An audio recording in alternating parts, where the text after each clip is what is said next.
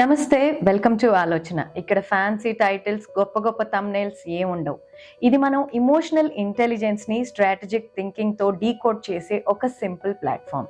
నేను Roja Vadlamudi, founder of Apra media, business strategist గా, behavioural coach గా, కాన్సైన్స్ బ్యాక్డ్ క్యాపిటలిజం ని బలంగా నమ్ముతూ సస్టైనబిలిటీని ప్రమోట్ చేస్తున్నాను. మీరు కూడా ఇమోషన్స్ తో కనెక్ట్ అవుతూ ఎథికల్ లివింగ్ ని, గవర్నెన్స్ ని నమ్మితే నా ఆలోచన వినడానికి చివరి దాకా ఈ వీడియోలో నాతో ఉండండి. మీ విలువైన సలహాలు, సూచనలు నాకు ఇవ్వండి. ఆలోచనలో మనం కరెంట్ అఫైర్స్ మాత్రమే కాదు, మనం నివారించుకోవలసినవి, ఎదుర్కోవలసినవి అన్నీ ఆలోచించి పరికించుకుంటామన్నమాట. మన దేశం వేగంగా ముందుకు సాగుతోంది. ఐపీఎల్ వేడుకలు, ప్రపంచ విజయాలు, ఇంపాక్ట్ క్రియేట్ చేస్తున్న ఫిల్మ్ స్టార్స్, శక్తివంతమైన వ్యక్తిగత హావభావాలు, ఇలా చాలా. కానీ ఈ మెరుపుల వెనుక మనం ఒక సమాజంగా నిజంగా ఎక్కడున్నామో ఆలోచించవలసిన అవసరం ఉంది. సిటిజన్స్ గా మన బాధ్యత ఎంత? ఇవాళ మనం ఒక వేడుక గందరగోళంగా మారడాన్ని, ఒక నేషన్ కున్న అడ్మినిస్ట్రేటివ్ లీప్ ని, ఒక యాక్టర్ యొక్క అన్ఎక్స్పెక్టెడ్ గెస్చర్ గురించి మాట్లాడుకుంటూనే ఇవి మన సొసైటీని మలచడంలో ఎలాంటి పాత్ర పోషిస్తాయో కూడా నాకు అనిపించింది మీతో పంచుకుంటాను. డీటెయిల్స్ లోకి వెళితే June 4, 2025 royal Challengers Bengaluru IPL విజయాన్ని ఆనందోత్సాహాలతో జరుపుకోవాల్సిన వేళ కానీ విషాదకరంగా మారింది. ఎం చిన్నస్వామి స్టేడియం లోపల జరిగిన తొక్కిసలాటలో 11 మంది మరణించారు, 30 మందికి పైగా గాయపడ్డారు. ఇది చాలా విషాదకర సంఘటన.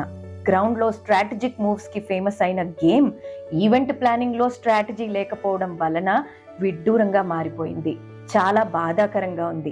ఈ ఇన్సిడెంట్ పుష్ప స్క్రీనింగ్ లో జరిగిన దాన్నే గుర్తు చేస్తుంది. కేవలం ఒక స్టార్ ను చూసిన కిక్ ఎంజాయ్ చేయడానికి వెళ్ళిన ఒక మహిళ తన బిడ్డను పట్టుకుని ఒక హీరోని చూడాలన్న కోరికతో తన జీవితాన్నే కోల్పోయింది. ఆ క్షణం ఆమె ప్రపంచం ముగిసిపోయింది. మనకి పేర్లు కూడా గుర్తులేవు, కానీ బాధ అది తరతరాలుగా ఉంటుంది. మిగిలిన తన కూతురి కళ్ళల్లో మిగిలే ఉంటుంది. ఆమె కుటుంబం నేడు దుఃఖాన్ని మాత్రమే కాదు, అపరాధ భావాన్ని కూడా ఎదుర్కొంటోంది. ఆమెకి ఆ పరిస్థితి ఎందుకు వచ్చింది? అసలు ఇప్పుడు ఆమె పేరైనా మనకు గుర్తుందా? ఆమె పిల్లలు ఏం అనుభవించారో మనకు తెలుసా? ఏం చేస్తున్నారో కూడా తెలియదు కదా. అది ఒక గుర్తుగా మిగిలిందే కానీ ఆమెకి ఆ పరిస్థితి ఎందుకు వచ్చింది? సినిమా కోసమా? ఒక్క క్షణం సంతోషం కోసమా? చివరికి ఎవరికి ఏం మిగిలింది? ఈ పర్టికులర్ ఇన్సిడెంట్ రూట్ కాజ్ గనక మనం గమనిస్తే అంచనా వేసిన దానికంటే రెట్టింపు సంఖ్యలో, అంటే ఐపీఎల్ మ్యాచ్ కోసం 2 లక్షల మంది అభిమానులు గుమిగూడారు. ఈ రద్దీనే తొక్కిసలాటకి కారణమైంది. గేట్ 7 దగ్గర ఫ్రీ పాసెస్ గురించి ఒక పుకారు అకస్మాత్తుగా పుట్టింది. ఆ తప్పుడు సమాచారం ఇందరి ప్రాణాలను బలిగొంది. సరైన జనసమూహ నియంత్రణ చర్యలు, ప్లానింగ్, అత్యవసర ప్రోటోకాల్స్ లేకపోవడమే దీనికి ముఖ్య కారణం. ఇన్సిడెంట్స్ ఏవైనా భారతదేశంలో నిజమైన క్రౌడ్ ఇంటెలిజెన్స్ ప్లానింగ్ చేసిన బహిరంగ కార్యక్రమాన్ని మనం చివరిసారిగా ఎప్పుడు చూసుంటాం? మనం విషాదం జరిగాక ఆత్మ పరిశీలన ఎందుకు చేసుకుంటున్నాం? ఇది ఎవరి తప్పు? ఎక్కడ ఫెయిల్ అయ్యాం? ఇది ఈవెంట్ మేనేజర్స్ నో, ప్లానర్స్ నో, నిర్వాహకులనో, అభిమానులనో నిందించడం కోసం కాదు. ఇది ఒక సమాజంగా ఎదగడం గురించి. మనం ఒక పని చేసే ముందు ఎంత క్లారిటీ ఆఫ్ థాట్ తో చేస్తున్నాం? ఇది ఇమోషనల్ మెచ్యూరిటీ గురించి. ఎందుకంటే ఇమోషనల్ ఇంటెలిజెన్స్ పర్సనల్ ఇష్యూ కాదు, ఇది ఒక సివిక్ నీడ్ అని ఇలాంటప్పుడు కూడా మనం గుర్తించకపోతే ఇంకెలా? ఎందుకంటే మనలో చాలా మంది ఆర్గనైజర్స్ ఇచ్చే సేఫ్టీ ప్లానింగ్ ని నమ్మి బహిరంగ కార్యక్రమాలకు, ఈవెంట్స్ కు హాజరవుతుంటాం. ఈ ఇన్సిడెంట్ ఈవెంట్ మేనేజ్మెంట్, ప్రజా భద్రతా ప్రోటోకాల్ల గురించి క్లియర్ పిక్చర్ మనకి అద్దంలా చూపిస్తోంది. ఇలాంటి ఈ ఈవెంట్ ఇన్సిడెంట్ ఏదైనా సరే మిస్ మేనేజ్మెంట్, ఈవెంట్ అకౌంటబిలిటీ లేకపోవడమే కదా దీనికి కారణం. ఒక ఈవెంట్ అనుకోగానే స్పాన్సరర్స్ నుండి ప్లానర్స్ వరకు సమగ్రవంతమైన ప్లానింగ్ తో in the event of risk, ఇది ప్లాన్ ఏ, ఇది ప్లాన్ బి, ఇలా రెడీగా ఉండాలి కదా. ఎగ్జిట్ గేట్స్ క్లియర్ గా మార్క్ చేసి సూచించాలి కదా. ఇక విజిటర్స్ గా వెళ్లే మనం ఇన్ని చూశాక మనకై మనం తీసుకుంటున్న జాగ్రత్తలు ఎన్ని? వేళ్ల మీద లెక్క పెట్టుకుందామా? మనం సెల్ఫ్ రిఫ్లెక్ట్ చేసుకోవాల్సిన టైమే కదా ఇది. టోటల్ క్రౌడ్ ఎంతమంది? మనకి ఇది ఎంత ఇంపార్టెంట్? మన లైఫ్కి ఎంత ఇంపార్టెంట్? మనం దీన్ని హ్యాండిల్ చేయగలుగుతామా? ఇది మనం ఎవరితో వెళ్తున్నాం, వాళ్ళకి మనం తీసుకుంటున్న జాగ్రత్త ఏంటి, ఇవన్నీ ఎంతమంది ఆలోచించి ఉంటాం? మనకి సేఫ్టీ కంటే సెల్ఫీస్ ఇంపార్టెంట్ కదా. పర్సనల్ లైఫ్స్ కంటే పబ్లిక్ గ్లోరీని మనమే గ్లోరిఫై చేస్తున్నాం. పర్సనల్ అకౌంటబిలిటీ మనకే లేదని మరొకసారి ప్రూవ్ చేసుకున్నాం.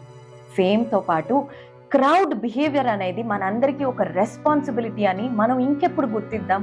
ఇది ఒక్కరు ఆలోచించే విషయం కాదు, కానీ అందరూ కలిసి తెలియని వారికి తెలియచేస్తూ అవేర్నెస్ ఇచ్చే announcements, posters, protocols, disciplinary measures much needed కాదా?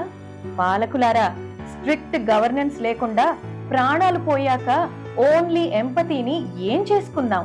మీకైనా మాకైనా అది ఎంతవరకు ఉపయోగం? పాలకులనగానే గుర్తొచ్చే మరో బాధాకరమైన విషయం, నిన్న కాక మొన్న హైదరాబాద్ లో జరిగిన మిస్ వరల్డ్ 2025 పోటీల్లో మిస్ ఇంగ్లాండ్ 2025 మిల్లా మ్యాగీ పాల్గొన్న సంఘటన. మ్యాగీ కాంపిటీషన్ నుంచి తప్పుకుంది. తన కెరియర్ పాత్ ని అంత ఇష్టంగా వచ్చిన తన ఇష్టాన్ని కూడా వదులుకుంది. విలాసవంతమైన విందులలో ధనవంతులైన స్పాన్సరర్ ను అలరించాలని ఒత్తిడి చేశారని, అది ఏ రేంజ్ లో అంటే ఆ స్థాయిలో ఉన్న తనకి ఒక వేశ్య లాంటి ఫీలింగ్ వచ్చిందని, అందుకే కుటుంబ అత్యవసర పరిస్థితి అని చెప్తూ తాను కాంపిటీషన్ నుంచి తప్పుకున్నానని చెప్పింది. అది తాను ఇక్కడ ఆర్గనైజర్స్ కి చెప్పినా ఎవ్వరూ పట్టించుకోలేదని. అదే కనుక నిజమైతే అది ఎంత దారుణం. నిజానికి అది నిజం అవ్వకపోయే ఛాన్సెస్ కూడా చాలా తక్కువే. మనం గనక తన గురించి పరిశీలిస్తే మ్యాగీ అలాంటి అమ్మాయి కాదు, చాలా ఇండిపెండెంట్ అమ్మాయి, అబద్ధాలు చెప్పే అవసరం కూడా లేనమ్మాయి. తను శిక్షణ పొందిన లైఫ్ గార్డ్, వ్యక్తిగత కుటుంబ విషాదం నుంచి ప్రేరణ పొంది సిపిఆర్ విద్యకు అడ్వకేట్ గా నిలిచింది. తన కెరియర్ లో తను దూసుకుపోతుంది. ఇది తన ప్యాషన్ మాత్రమే. నిజానికి ఇలా న్యాయం కోసం నిలబడిన వారికి న్యాయం దక్కకపోగా వాళ్ళకి పిచ్చని, వాళ్ళ క్యారెక్టరే బ్యాడ్ అని, ఇంకా ఇలా చాలా నిందలు పడతాయిలేండి. అది గ్యాస్ లైటింగ్ అండ్ వాళ్ళనే డిఫేమ్ చేసేసి చివరికి ఎందుకురా బాబు న్యాయం కోసం పోరాడాం అని వారికే అనిపించేలా వారినే స్కేప్ గోట్ ని చేసేస్తారు. అది అసలు బాధ కంటే పెద్ద దారుణం లేండి. దాని గురించి మాట్లాడుకోవడానికి ఎన్ని రోజులైనా సరిపోదు. ఇది న్యాయం కోసం, తమ నిజం కోసం పోరాడిన ఎంతో మంది కనెక్ట్ అయ్యే విషయం. While sticking to the point, ఇలాంటి ఈవెంట్ ఇన్సిడెంట్స్ లో రాజకీయ నాయకుల పాత్ర గురించి, వారి ప్రవర్తన దేశ అంతర్జాతీయ ఖ్యాతిని గణనీయంగా ప్రభావితం చేస్తుందని గుర్తుంచుకోవాలి కదా. మనల్ని నడిపించే వాళ్లే పక్కదారి పట్టిపోతుంటే ఇక మన గతేంటి? ప్రజా ప్రతినిధుల దుష్ప్రవర్తన, అనుచిత ప్రవర్తన దేశ ప్రతిష్టను దెబ్బతీస్తుంది. దౌత్య సంబంధాలు, పర్యాటక రంగాలు, విదేశీ పెట్టుబడులను ప్రభావితం చేయదా? ప్రపంచ వేదికపై దేశ స్థితిని నిలబెట్టుకోవడానికి ప్రభుత్వ, ప్రైవేట్ సెట్టింగ్లలో ఉన్నత ప్రమాణాల ప్రవర్తనను పాటించడం రాజకీయ నాయకులకు ఇంకెంత అవసరం? ఇటువంటి సంఘటనలు జరిగినప్పుడు ప్రభుత్వం పరిస్థితిని పరిష్కరించడానికి, తగిన సొల్యూషన్ ఇవ్వటానికి త్వరితంగా తగిన చర్య తీసుకోవాలి కదా. ఇందులో సమగ్ర దర్యాప్తులు కమిటీ వేయడంతో అయిపోదు కదా. వాటిని వేగవంతం చేయాలి. వ్యక్తులను జవాబుదారీగా చేస్తూ భవిష్యత్తులో ఇలాంటి సంఘటనలు జరగకుండా నిరోధించడానికి చర్యలు వెంటనే అమలు చేయాలి కదా.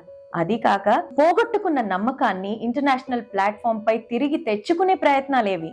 నైతిక ప్రమాణాలను నిలబెట్టడానికి, ప్రభుత్వ నిబద్ధతను ప్రదర్శించడానికి బహిరంగ క్షమాపణలేవి? ఇవన్నీ మన ఎథికల్ కాండక్ట్, మన కంట్రీ యొక్క స్ట్రాటజిక్, అడ్మినిస్ట్రేటివ్ ప్లానింగ్ ఫెయిల్యూర్స్ నే కదా ఎత్తి చూపిస్తున్నాయి. మన country reputation as a citizen మీ చేతిలో, నా చేతిలో, మనల్ని పాలించే వాళ్ళ చేతిలోనే కదా ఉంది అని చెప్పడానికి, అర్థం చేసుకోవడానికి ఇంకేమైనా సాక్ష్యాలు కావాలా? ఇంకా ఇన్సిడెంట్స్ కోసం, ఈవెంట్స్ కోసం వెయిట్ చేయాలా? మనం ఇకనైనా క్రౌడ్ మేనేజ్మెంట్ ప్లాన్ చేసుకుని ఈవెంట్స్ చేసుకుందాం, ఇమోషనల్ స్కార్స్ లా మిగిలిపోవడానికి కాదు.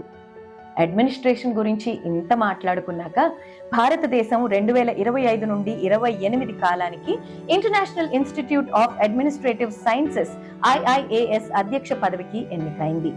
ఇది అన్నిటికంటే మోస్ట్ ఇంపార్టెంట్ అచీవ్మెంట్. దీని గురించి మనం మాట్లాడుకోవాలి. ఎందుకంటే భారతదేశం ఈ ప్రతిష్టాత్మక స్థానాన్ని మొదటిసారిగా అచీవ్ చేసింది. ఇది ప్రపంచ పరిపాలనా సంస్కరణల్లో భారతదేశానికి పెరుగుతున్న ప్రభావాన్ని ప్రతిబింబిస్తుంది.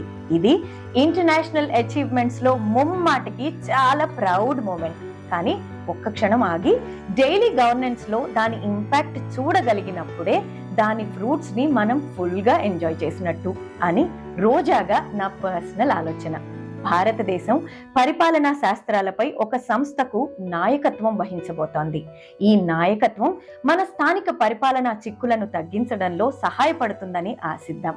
ఈ అధ్యక్ష పదవి భారతదేశానికి సమర్థవంతమైన పరిపాలనా పద్ధతులను ప్రదర్శించడానికి, అమలు చేయడానికి అవకాశాన్ని ఇస్తుంది. ఇది అన్ని లెవెల్స్ లో అన్ని పాలనా విధానాలను బెటర్ చేసుకోవడానికి ఒక best opportunity. Planning and administration అంత సీరియస్ ఇష్యూస్ మాట్లాడేశాం, కానీ మనకి ఎంటర్టైన్మెంట్ లేకుండా ఎలా? టాలీవుడ్ యాక్టర్ సిద్ధు జొన్నలగడ్డ తన జాక్ సినిమా బాక్స్ ఆఫీస్ వద్ద విఫలమైన తరువాత తన పారితోషకంలో సగం అంటే 4,75,00,000 నిర్మాతకు తిరిగి ఇవ్వడం ద్వారా రేర్ ఎగ్జాంపుల్ సెట్ చేశాడు. ఇచ్చిన మాటనే నిలబెట్టుకోలేని ఈ కాలంలో, డబ్బు దగ్గర మనోడు లేదు పగోడు లేదనే ఈ కాలంలో, మాటే ఇవ్వకపోయినా బాధ్యత తీసుకోవడం కేవలం ఉన్నతమైన వ్యక్తులకి మాత్రమే సాధ్యం. ఆర్టిస్ట్ పర్ఫార్మెన్సెస్ కి మించి బాధ్యత తీసుకోవడానికి ఇదొక పాజిటివ్ ఎగ్జాంపుల్. ప్రతిదాన్ని సక్సెసే అని సెలబ్రేట్ చేసుకునే ఈ ఏఐ కాలంలో ఫెయిల్యూర్స్ ని అడ్రస్ చేయడం అందరి వల్ల కాని పని. ఈ యాక్ట్ ప్రొడ్యూసర్స్ ఎదురు దెబ్బలు తినకుండా సాయపడుతూ ఇంకా బాధ్యత తీసుకునే వ్యక్తులున్నారని, అలాంటి మానవత ఇంకా బతికుందని గుర్తు చేస్తుంది. ఎందుకంటే క్రెడిట్ ఎవరైనా తీసుకుంటారు, ఫెయిల్యూర్ కి రెస్పాన్సిబిలిటీ తీసుకున్నోళ్ళకే ట్రూ ప్రొఫెషనలిజం అండ్ క్యారెక్టర్ ఉన్నట్టు. ఇక్కడే రోజాగా నా ఆలోచన ఏంటంటే, రాజకీయ నాయకులు వాళ్ళ వాగ్దానాలు విఫలమైన తరువాత నిధులను మన సిద్ధులా తిరిగిచ్చేస్తే మన జాతీయ ఖజానా పొంగిపోవచ్చేమో. విష్ చేయడంలో తప్పులేదుగా. నేనైతే అదే మనస్ఫూర్తిగా కోరుకుంటున్నా. అందులోంచి నాకు వచ్చిన ఆలోచన అయితే అదే. ఇవాల్టి పరిశీలనలో నేను నేర్చుకున్నవైతే both public and personal spheres లో అచీవ్మెంట్స్ ని భేషుగ్గా సెలబ్రేట్ చేసుకుందాం, కానీ సరైన ప్లానింగ్ తో సేఫ్టీకి ప్రాధాన్యతనిస్తూ national achievements and mile stones కి ప్రౌడ్ గా ఫీల్ అవుదాం. కానీ అవి స్థానిక పాలనలో, రోజువారీ పాలనలో ప్రతిబింబించేలా చేసుకుందాం. అక్కడ సిటిజన్ గా మీది నాది చాలా బాధ్యత ఉంది. అకౌంటబిలిటీ తీసుకుంటూ ఫెయిల్యూర్స్ నుంచి లెసన్స్ నేర్చుకుందాం ఉన్నతమైన వ్యక్తిత్వంతో. ఎందుకంటే డబ్బైనా అనుభవాలైనా ఊరికే రావుగా. మరి అలాంటి వాటిని జాగ్రత్తగా కాపాడుకుంటూ పెంపొందించుకోవాలి కదా. ఇవాళ చర్చని దృష్టిలో పెట్టుకుంటే నాకు గుర్తొచ్చే ఒక కోట్, సిఎస్ లూయిస్ చెప్పినట్టు, integrity is doing the right thing even when no one is watching. నిజాయితీ అంటే ఎవరు చూడకపోయినా బాధ్యతాయుతంగా పనిచేయడం అన్నమాట. అది ఎవరికైనా ఆ నిమిషానికి అర్థం కాకపోయినా అవతలి వాళ్ళ కోసం కాదు, మన వ్యక్తిత్వాన్ని నిర్మించేది మాత్రం అదే. ఇది నేను బలంగా నమ్మి ఆచరించే సూత్రం. ఈ రోజు మాట్లాడుకున్నవి మీకు వ్యాలిడ్ అనిపిస్తే నాకు చెప్పండి, ఒక చిన్న లైక్ ద్వారా. టైం ఉన్నప్పుడు పెడుతున్నాను కాబట్టి సబ్స్క్రైబ్ చేసుకుంటే మీకు వెంటనే నోటిఫికేషన్స్ వస్తాయి. ఇదే మాటలు మీకు అనిపిస్తే మీరు ఎవరితో అయినా పంచుకోవాలనుకుంటే వాళ్ళకి తప్పకుండా షేర్ చేయండి. మీకేమైనా టాపిక్స్ వ్యాలిడ్ అనిపిస్తే, దాని మీద ఆలోచిద్దాం అనిపిస్తే నాకు కమెంట్స్ లో షేర్ చేయండి. alochana@gmail.com ద్వారా ఇంకేమైనా సూచనలు ఉంటే చెప్పండి. వేగవంతమైన వార్తల ప్రపంచంలో ఒక్క క్షణం ఆలోచించడం ద్వారా లోతైన అవగాహన, అర్థవంతమైన చర్య తీసుకోవచ్చని నా నమ్మకం. మరో ఆలోచనతో కలుద్దాం. సైనింగ్ ఆఫ్, రోజా.